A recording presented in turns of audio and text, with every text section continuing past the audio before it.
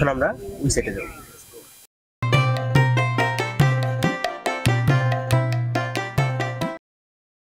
WhatsApp guys, আসসালামু আলাইকুম। আশা করছেন Himalayan welcome to other blog. আছে ব্লগটা হচ্ছে লিচি বাগান ব্লগ। আমরা গতবার লিচি বাগানে ব্লগ করেছি, কিন্তু গতবার অনেকগুলো লিচি আসছে, এবার এত বেশি আসেনি। অনেকগুলো টক আসছে, অনেকগুলো মিষ্টি, অনেকগুলো আমার নষ্ট হয়ে গেছে। তো আমরা এখন একটা বাগানে আছি, বাগানে অনেক লিচি আছে, এই জন্য এই বাগানে ঢুকলাম। গতবার আসছি, এটা ঢুকতে জানি, এবার ঢুকতে দিছে, আমি ঠিক যাই না। আর পিছনে একটা লিচু গাছ দেখতেছেন, এরকমই অনেক সুন্দর পুরোটা বাগানই। তো এখন আমরা পুরোটা বাগান ঘুরবো আর আপনাদের দেখাবো। তো একটা লাইক দিবেন, যারা সাবস্ক্রাইব করবেন। 26 মিনিট শুরু করা যায়।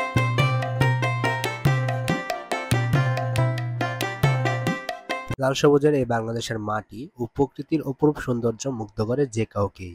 এখানে প্রতিটি ঋতুরই যেরকম রয়েছে আলাদা পরিবেশন, তেমনি ফুল, ফল ও শাকসবজির রয়েছে আলাদা বিচিত্রময়।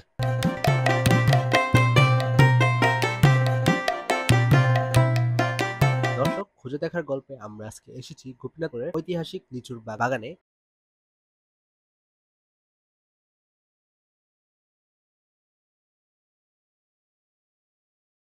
এখানে প্রায় ৭,২৫০ হেক্টর জমিতে লিচু বাগান রয়েছে গোপীনাথপুরের মধ্যে। আছে প্রায় বাগানের এলাকার লিচু গাছগুলোর বয়স বেশ পুরনো। লিচুর ব্যবসা শুরু করার সঙ্গে সঙ্গেই পরিচর্যা শুরু করে দিতে হয়। নিয়মিত ওষুধ দেওয়ার কারণে লিচুগুলো শুরু করেছে গ্রীষ্মের মধুর মাস হিসেবে পরিচিত জ্যৈষ্ঠ মাসে। গোপীনাথপুরের সুস্বাদু ও দেশ বিখ্যাত লিচু গাছগুলোতে ঝুলে থাকে থোকায় লিচু।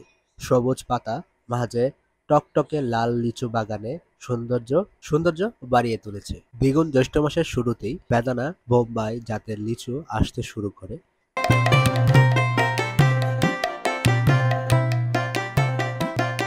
দর্শক, খুঁজে দেখার গল্পে আমরা আজকে এসেছি গোপীনাথপুরের ঐতিহাসিক লিচুর বাগানে। মিষ্টি স্বাদের বোম্বাই, চায়না থ্রি, কাঠালিয়া, হারিয়ার জাতের সহ নানা জাতের লিচু পাওয়া যায়। এখন আমরা ওই সাইডে যাব। দেখতে পাচ্ছেন লিচু গাছ থেকে পাড়া হচ্ছে। আমরা এখান থেকে 200 লিচু কিনেছি।